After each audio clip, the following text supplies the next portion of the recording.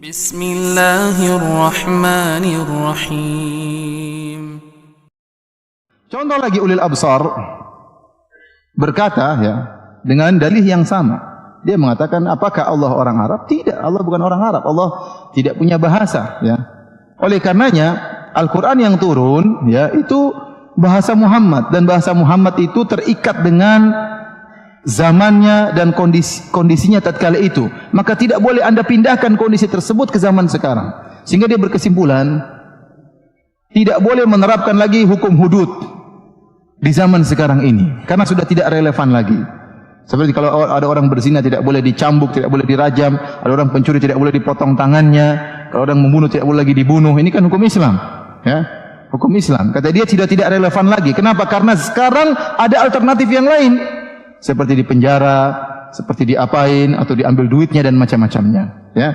Dan macam-macamnya. Itu hanya bisa pas di zaman Muhammad SAW, sangat relevan. Terus kalau zaman sekarang bagaimana? Kata dia, maka Allah menyuruh kita untuk beristihad,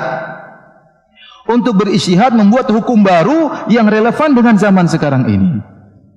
Paham ya? Dia bilang itu sudah tidak bisa berlaku lagi, maka zaman sekarang Allah menyuruh kita untuk beristihad membuat hukum baru yang relevan dengan zaman kita. Seakan-akan dia berkata Muhammad SAW sudah expired. Benar atau tidak? Pernyataannya benar atau tidak? Muhammad sudah expired kan? Sudah, kalau gitu kita yang baru. Taib. Subhanallah, ini bahaya sekali. Ya. Makanya kalau antum bicara sunnah Nabi begini sudah, mereka ketawa-ketawa aja. Itu kan zaman dulu. Apa yang dibawa zaman sekarang? Apabila dia bilang kita harus mengikuti para salafus saleh, ikut para sahabat, mereka tertawa-tertawa aja. Ente ini gimana? Masa zaman dulu 1400 tahun mau dibawa pindah zaman sekarang? Ya. Karena mereka menganggap bahwasanya Muhammad sudah expired, sudah selesai. Kalau kita ikuti dia, kita bilang taib, wahai ulil. Sekarang kita diminta untuk membuat hukum yang baru. Siapa yang berhak untuk beristihad membuat hukum baru? Anda apa saya? Atau dia? Atau mereka? Atau kami? Atau kita? Siapa yang berhak membuat hukum yang baru? Apakah otak Anda lebih encer daripada otak saya? Apakah Anda bisa lebih melihat masalah daripada saya? Akhirnya apa? Al-Quran buat apa? Enggak ada fungsinya. Kalau setiap orang boleh bikin hukum baru, apa fungsi Al-Quran? Buang aja, simpan. Konsekuensinya sangat berbahaya.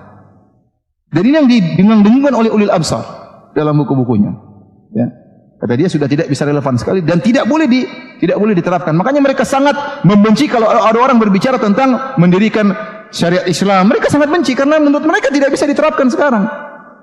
Itu zaman Muhammad, sekarang kita bikin hukum yang sesuai dengan zaman kita. Intinya Al-Quran dan hadis dibuang aja, enggak perlu. Kata mereka kita hanya ambil ide pokok. Al-Quran itu ide pokoknya apa? Keadilan, kesamaan, kemanusiaan dan macam-macamnya. Nah, kita ambil ke ide pokok tersebut, kita terjemahkan dengan bahasa kita, dengan hukum kita di zaman sekarang ini. Tidak perlu kita terikat dengan tekstual Al-Quran, apalagi tekstual apa? Hadis. Bahaya atau tidak, ikhwan? Bahaya.